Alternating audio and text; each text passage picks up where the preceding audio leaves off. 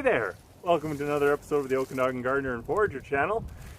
In my experience, we often learn a lot more from our mistakes in gardening than our successes. So today I'm going to talk to you about my top 5 lessons learned, top 5 mistakes I've made when it comes to starting seeds. Now, just a quick word about when to start seeds. When you should be starting them would be about 2 to 2.5 months before the last frost date. And in Kelowna, where I am near, that's May 8th. But don't worry about it too much, just get going. Number 1! My first lesson that I've learned is to not overdo it. I know the feeling. You're excited, you want to get going, start planting things.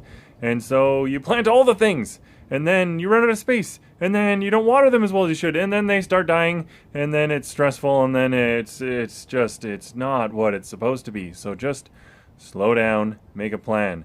And these sorts of things, these sorts of trays, they're all over the place, and they got these tiny little holes, and in my opinion, I've found that they're just not really worth the trouble, because the plants get too big for them too quick, and then I just, life happens. So what I've started using was bigger ones like this, and what it helps me with is it allows for a little bit more growing time in the pods, and then if life happens and I don't get to them quite so fast, then the little seedlings won't get all pot bound.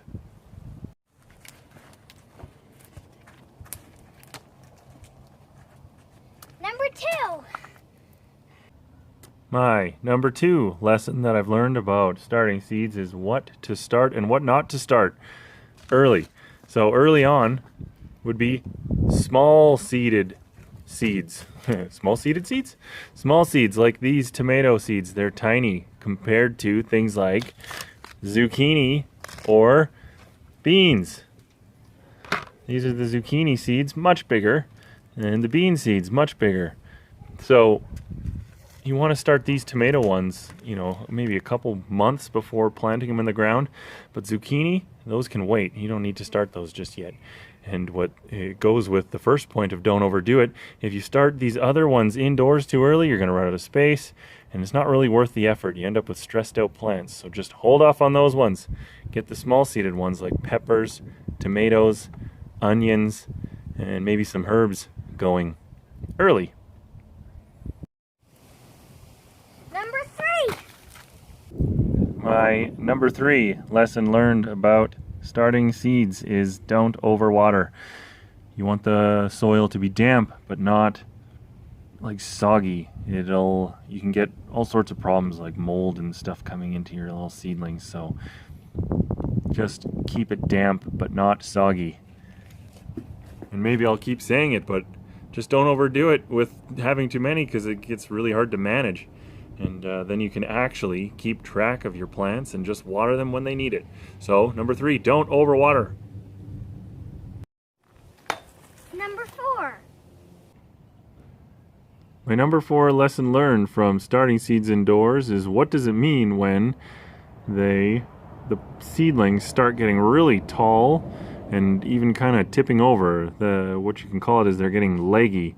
And what that usually means is they're probably not getting enough sun. So if they start getting really tall and kind of sometimes even tipping over, they probably aren't getting enough light. And this could be that maybe they're not set up in a good enough place, or maybe you've got too many and they're not getting enough of that sunlight. Or if you have a light that you're using, maybe they could be turned around or rotated, or you need more light. If they're getting leggy, get more light. Number 5! My number 5 lesson learned is kind of a broad one. Label your seedlings and keep it flexible. So what I mean by that is, for one, of course, labeling them means labeling them, and that might be because later on you won't be able to tell what it is. So I've got indeterminate beefsteak tomatoes, and I've also got some bush tomatoes. So it's important that I know which one's which, because it's going to change how I plant them later. And another thing that I like about using this kind of a tray and this kind of a setup is I can move these around as things happen. So this gives me some flexibility. They're labeled for me to keep track, and they're in these small containers, so I could take one out and I could do something else with it if I needed to, and I can move the whole thing because life happens, and I don't know, maybe there's a spill on the floor or whatever and I need to get them out of the way. So keep them labeled, because when you move them around, which invariably will happen, you'll want to keep track of what they are. So those are my 5 lessons learned, or mistakes I've made, or tips I might have for starting seeds indoors, starting seeds early. I'll put a link to a growing guide thing for when to start seeds in our area, in this area, which I think is pretty helpful. And what I'll say is, don't be intimidated by it, just go for it. A lot of people are starting gardening this year for the first time, and I don't know, you'll make mistakes. I know I have, I always do, and it's great. You learn, and in the end, you'll probably still do just fine.